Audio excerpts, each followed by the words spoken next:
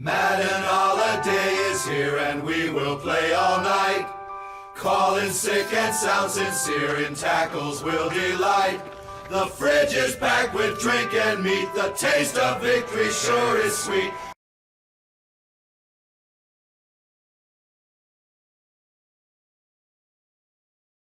Okay, so we're up to week 4 at this point, and we've had another 2-1 week after week 3, which means I'm probably destined to go 1-2 again this week. I mean, the only one I was off last time was the Raiders. I thought the Titans played with a bit more desperation than the Raiders did, unlike how I predicted. Anyway, let's move on to week 4, and well, yeah, we're going to wind up revisiting a few teams that we've covered before already. It was always my intention for these first few weeks to cover a different team, or well, 2 teams that we haven't covered before each week, but unfortunately in this case, the schedule makers just didn't play those cards, so yeah, with one exception, we're covering a bunch of retreads here, I guess. The 3 games we're covering this week are the Buffalo Bills against the Baltimore Ravens, the Arizona Cardinals versus the Carolina Panthers, and the Los Angeles Rams against the San Francisco 49ers, which is the Monday night game. Alright, so let's get to it to cover our first game.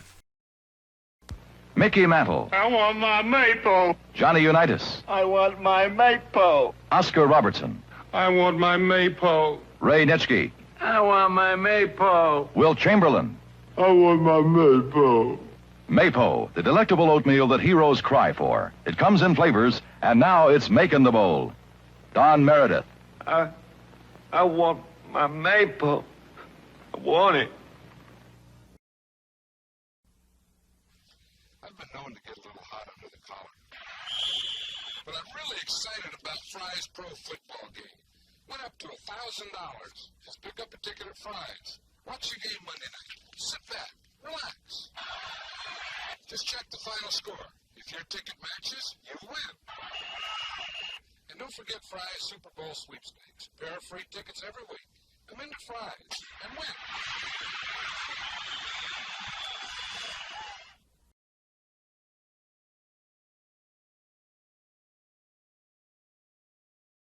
Okay, game 1 is the Buffalo Bills and the Baltimore Ravens, and the Bills are coming off a rather surprising loss at Miami. It really did look like the Bills were just kind of fatigued towards the end of it. They were really cramping up really bad. That final drive, I think both Stephon Diggs and McKenzie, I forget his first name unfortunately, they were both really cramped up and they were struggling to move a lot. And I think that's what hampered that final drive and the whole clock mismanagement thing, leading to the Ken Dorsey temper tantrum. Added to that is an injury-depleted secondary, coupled with the fact I don't think they're using Devin Singletary enough in this. I think I'd like to see him at least get the ball more, and I think that would really help in the long run, especially when it comes down to the wide receivers' physical conditions. Moving along to the Ravens, it does seem that Lamar Jackson is back in his original form, and the Ravens' offense is trucking along once again. That being said, I still think he relies way too much on Mark Andrews being his primary wide receiver. I mean, there's nothing wrong with Andrews. He's a perfectly serviceable tight end. He's actually very good. But again, when your tight end is your primary receiver, eventually that leads to your offense just being horribly exploited.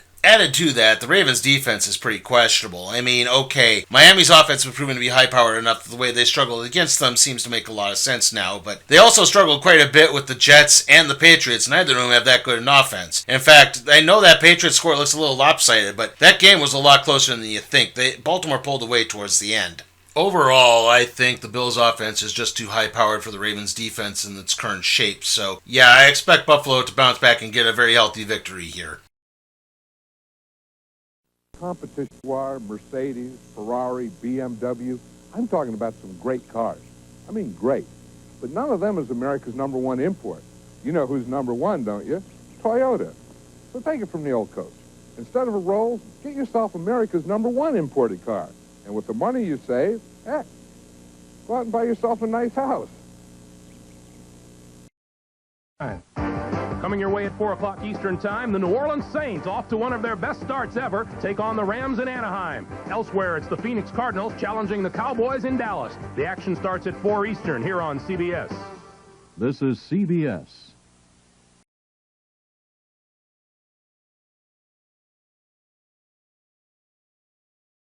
Moving on to the Arizona Cardinals taking on the Carolina Panthers, and boy, the Cardinals are just kind of a big question mark right now. I think their offense has had some really slow starts and has put a lot too much weight on their defense, which has in turn led the defense being overworked and putting them in a very deep hole early on against the likes of the Chiefs, Raiders, and Rams. Now, obviously, they were able to pull things out against the Raiders, but again, they couldn't come back at all against the Chiefs, and while they put up a valiant effort against the Rams, they just didn't have enough. Now, Carolina, on the other hand, seems to be putting things together at just the right time. I mean, yeah, they're 1-2, but they've been competitive in all their games this year, and it seems they just played a complete game against the Saints last week. So, yeah, maybe they have just pieced things together at the right time. Baker Mayfield has provided enough of a spark plug to make the offense not be so reliant on Christian McCaffrey, which means McCaffrey is less likely to get injured now. All of this means is that the Panthers may have turned the corner at just the right time and could actually prove to be something of a threat in the NFC South. Given the way both teams are playing, I expect Carolina to win this one rather handily. Hey, Coach! Those guys just took off with all your cold, refreshing Coors Light. Who do they think they are? They are who we thought they were. They are who you thought they were? Well, who do you think they were? They are who we thought they were. Okay. Well, if you knew who they were, why didn't you stop them? We let them off the hook. Frost Brewed Coors Light, official beer sponsor of the NFL. Coach, those guys that took your Coors Light, they went that way. Those guys are toast. The Jets, primed after their win in overtime, take on Indianapolis, or Jamal Lewis and Baltimore battle Ricky Williams and Miami. Catch him if you can, Sunday on CBS.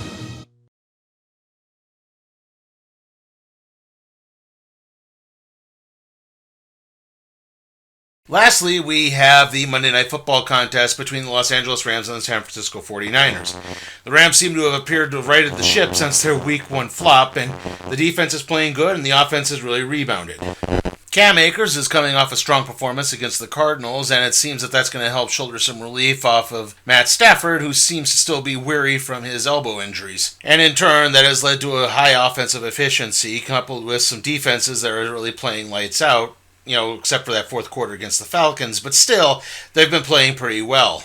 The 49ers, on the other hand, seem to be caught in a never-ending spiral. Jimmy Garoppolo has not played as well as he previously thought he would be, especially with his Dan Orlovsky as safety against the Broncos. Also, if any of you are thinking, well, you're just a North Dakotan who's biased against Garoppolo, both my parents are graduates of Eastern Illinois University, so there. Okay, all kidding aside, I am not against Garoppolo. I think he can be a very serviceable quarterback. It's just, well, he wasn't as serviceable as he probably should have been.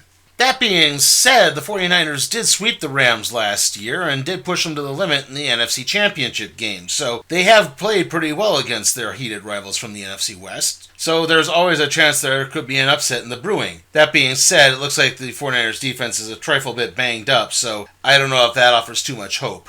All in all, the Rams are just too powerful. They really should win this game rather handily. I just don't see the 49ers posing that much of a threat.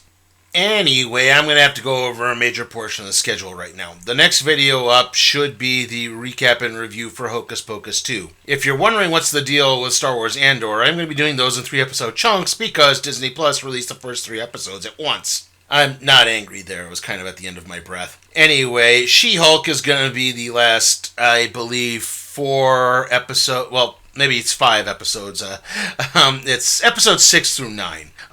So that'll be all in one video because, again, I mistook where the finale was going to be, and, well, I've already made the thumbnail for it, and I might as well just get that out of the way right now. So, you get what I mean there. I'll get that up when She-Hulk concludes. Basically, we're going to be doing the last 4 episodes, the last few episodes all at once. After that will probably be the random trade review for Volume 1 of Moon Girl and Devil Dinosaur, and then the recap and review for WWE Extreme Rules. See you all next time.